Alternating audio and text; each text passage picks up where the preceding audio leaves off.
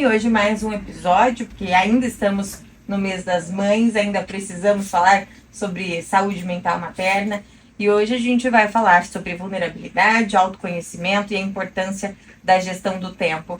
Eu já falei isso aqui em outros programas, mas a realidade é que a mãe muitas vezes esquece de coisas básicas como autoconhecimento, como gerenciar o tempo, quando tem um novo ser ali em que ela se dedica 100%. Lógico que exige que tenha todo esse cuidado, mas também tem que ter o amor próprio, o autocuidado e olhar para si, né, doutora? Sim. Se eu pudesse resumir em 2 ou 3 palavras, eu ia dizer que a maternidade me mostrou a importância da gente entender, mães e pais, que a gente não está no controle em relação aos filhos.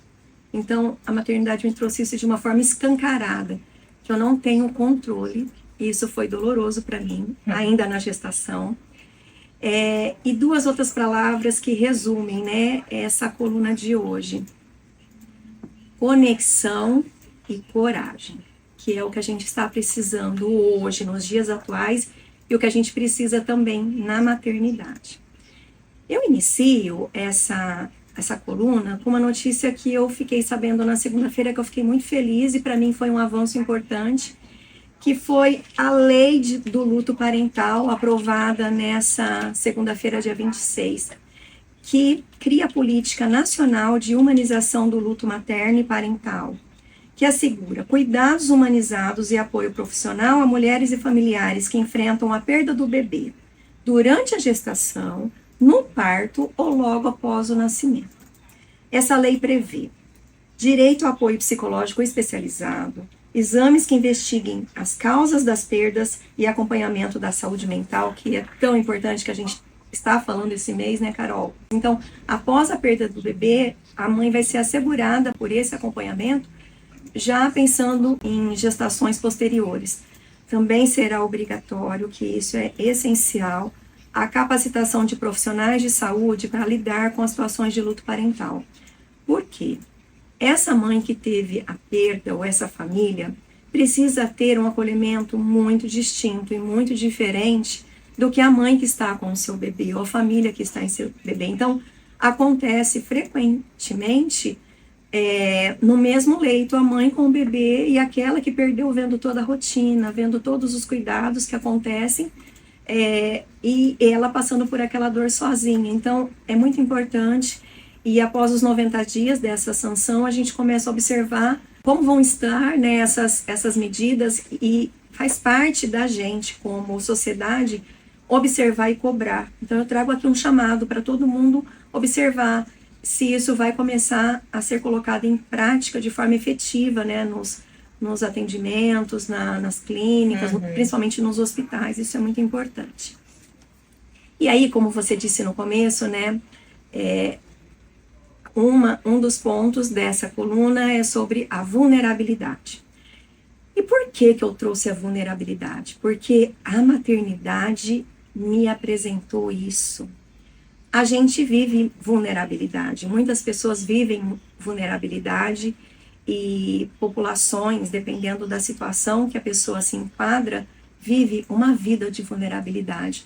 Mas a maternidade, ela apresenta isso.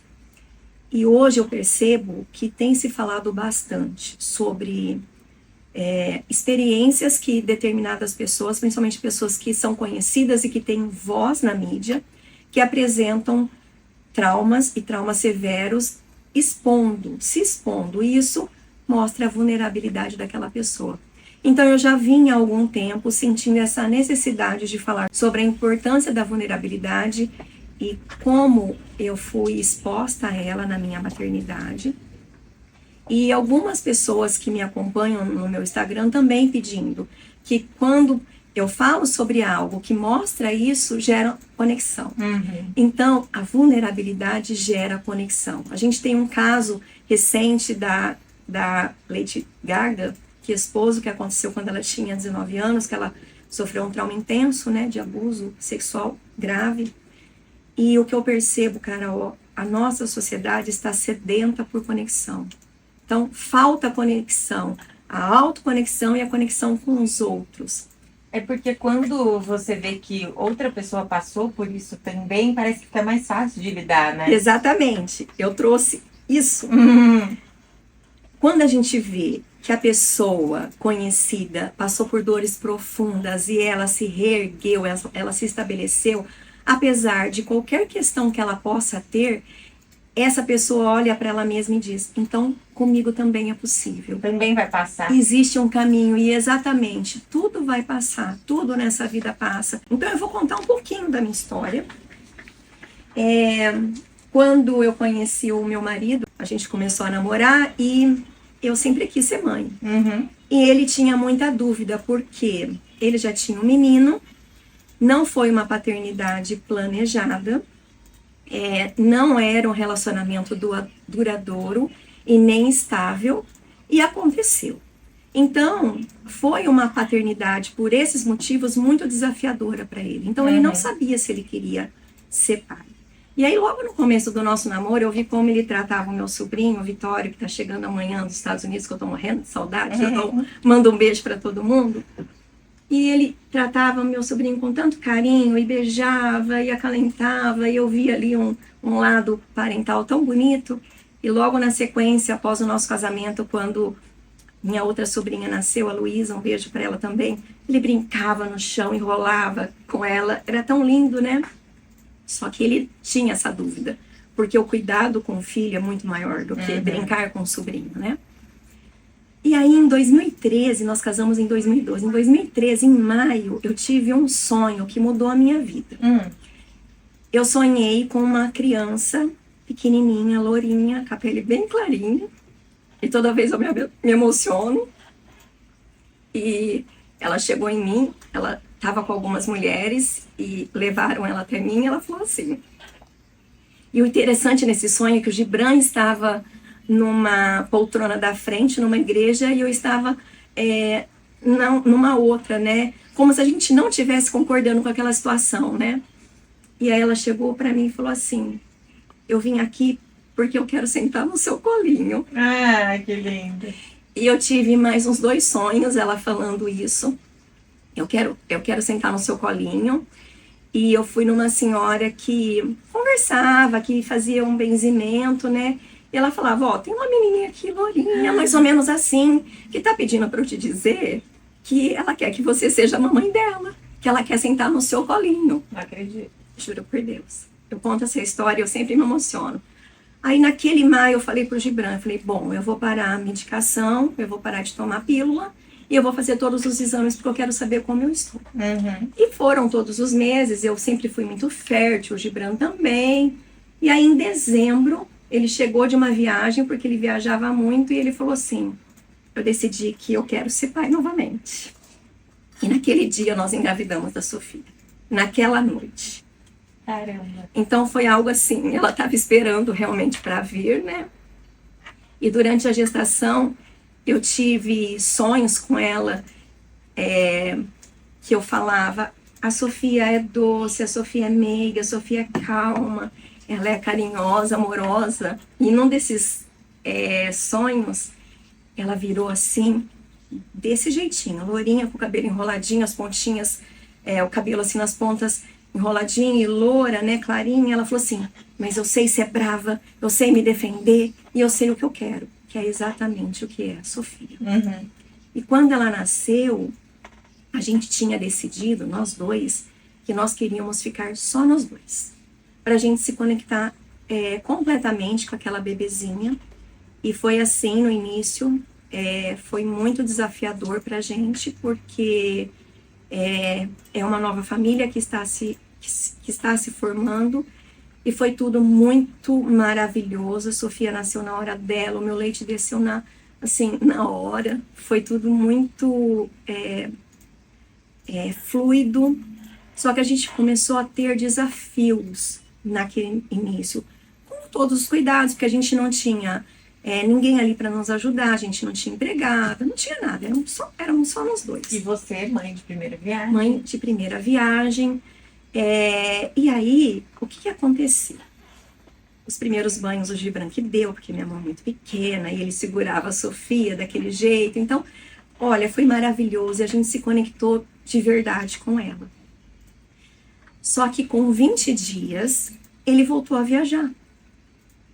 Ficou eu, Sofia e Deus, sozinhas em casa. Eu tinha uma faxineira uma vez por semana, a Maria, que nos ajuda até hoje, que foi a pessoa que mais me ajudou, é a pessoa que mais me ajudou até hoje. E aí, Carol, eu fiquei ali totalmente vulnerável. Eu não tinha tempo para nada, porque o tempo todo com o bebê, a gente não tem tempo. E eu ainda lavava a roupa dela e ainda passava a roupa dela. Então eu descuidei da alimentação. Olha, foi assim, muito desafiador. Só que o mais desafiador foi que após 10 dias do Gibran voltar a viajar, a Sofia engasgou com leite materno. Ele a pegou no berço, chupou o narizinho, ela voltou ao normal. Isso com 28 dias. E com 40 dias eu peguei a Sofia roxa no berço. Roxa, sem respirar. Eu tinha ido tomar banho, o Gibran estava ao lado e ele não percebeu, ela engasgou e a hora que eu cheguei ela estava roxa, sem respirar. Ele tentou sugar a boca, sugar o nariz e ela não voltava, foi desesperador.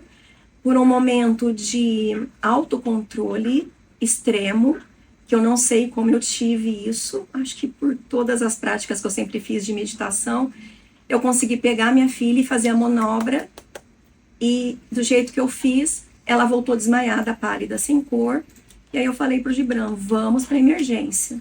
E a hora que eu desci a escada com ela ainda na manobra, né, para movimentar, eu tive uma sensação de que não daria tempo. Eu falei para ele, não dá tempo da gente chegar na emergência. Na época eu tinha um casal de médicos que morava ao lado. E a hora que eu bati lá, a Sofia já tinha voltado. Aí eles falaram, você salvou a sua filha. E ali, naquele momento para frente, veio uma vulnerabilidade que eu não conseguia tomar banho direito, eu não conseguia comer direito, porque para mim, a qualquer momento ela podia engasgar, que é o que a gente chama de estresse pós-traumático. Sim. Eu tinha passado por um trauma intenso, no outro dia a Sofia teve que fazer lavagem com soro no hospital.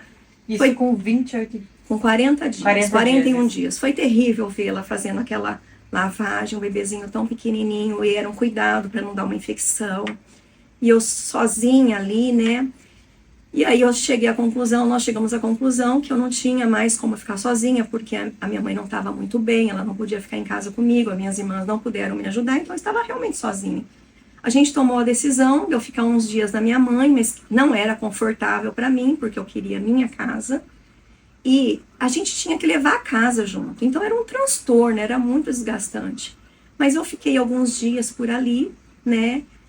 Até que eu consegui me reorganizar, passei por atendimento com as barras de Axis, que eu já falei aqui e me tirou do estresse pós-traumático de forma rápida.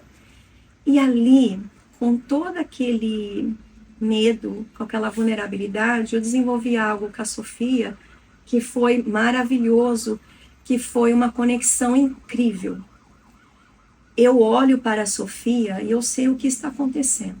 A gente tem uma comunicação clara, que flui, e ela sempre conta a verdade. Isso foi, assim, muito importante em todos os momentos, porque, principalmente na escola, né, aconteceram situações de falar que era mentira, que ela estava dizendo algo que não era daquela forma, e essa conexão me trouxe o poder acreditar na minha filha e saber que ela realmente fala a verdade, e quando acontece alguma falha, a gente está ali juntas para nos conectar e para passar por determinado desafio.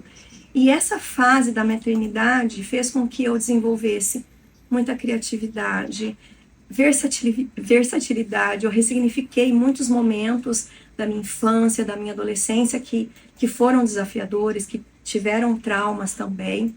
E eu falo que eu me tornei uma mulher muito forte. Há mais ou menos 4 anos eu ouvi isso, 3 anos. Você é muito forte. Eu não tinha essa consciência. E eu realmente sou muito forte. Mas algo que eu desenvolvi, que eu tenho muito, que é coragem. Então a coragem que eu tenho me levou a lugares e a situações que eu não teria conseguido se não fosse isso. E todos esses desafios. E por que eu trouxe isso, Carol, porque os desafios fazem a gente, desde que a gente consiga se cuidar, ter o autoconhecimento, que é essencial, aceitar o que está acontecendo, aceitar o que a gente sente, as nossas emoções, os nossos sentimentos, e fazer essa conexão profunda, entendendo o que está acontecendo com a gente, para depois vir essa autoaceitação. Se a gente não consegue fazer isso, a gente não consegue evoluir. Então a gente fica desconectado Sim. com a gente e com o mundo, que é o que está acontecendo hoje. Então a gente vê uma desconexão total, geral, que muitas pessoas estão descontando em celular, em mídias sociais, e isso vai trazer cada vez mais desconexão. E eu vou trazer a semana que vem algo que está me preocupando muito, que é o cenário que as nossas crianças e os adolescentes estão passando. Falar sobre comunicação, o quanto a gente precisa estar próximo dos nossos filhos e trazer uma comunicação efetiva, de qualidade. Mas, por que eu trouxe isso, da gente ter que se conectar? Porque a gente precisa estar com os nossos filhos em tempo de presença. Se a gente só tem o período da manhã e à noite, a gente precisa fazer esse tempo expandir. O tempo de presença é importante. Não é desculpa que a gente fica pouco, porque qualidade é diferente de quantidade. E quando a gente está em tempo de presença com os nossos filhos, completamente conectado e sem acesso a distrações, a gente consegue entender o que está acontecendo. Que hoje a gente vê um cenário grave relacionado a essa desconexão. Então, muitas famílias estão desconectadas, passando por desafios com os filhos e adolescentes. E algo que eu quero finalizar, mas que eu vou trazer um pouco mais a semana que vem, é o quanto a gente precisa, como mãe, como pai, uma família, se organizar em relação à gestão do nosso tempo. Porque a maternidade, principalmente a maternidade, traz uma demanda muito grande, uma carga mental que a mulher tem que pensar em tudo, planejar, e se ela não executa a maior parte, ela tem que delegar. E o delegar também faz trazer questões de carga mental, que é aquele desgaste. Porque muitas vezes o pai, a companheira ou companheiro não conseguem ter essa percepção que a mãe tem de forma mais nítida e profunda, de que tem um monte de situações e responsabilidades da rotina. Então, a mãe, além de executar e projetar, precisa delegar. Então, a gestão do tempo, ela nos traz isso, né? O que é prioridade? O que é urgente? E o que é circunstancial, que pode esperar? Só que sem planejamento, a gente não consegue dar conta de tudo. E aí vem cobrança, vem culpa, que acaba com a nossa maternidade. Então, a nossa maternidade, ela pode ser muito mais fluida, mesmo com desafio, se a gente se organizar, se a gente planejar. Então, é importante, né, a gente olhar para isso e, principalmente, a gente começar a nos conectar com nós mesmos, Carol. Isso é essencial hoje em dia.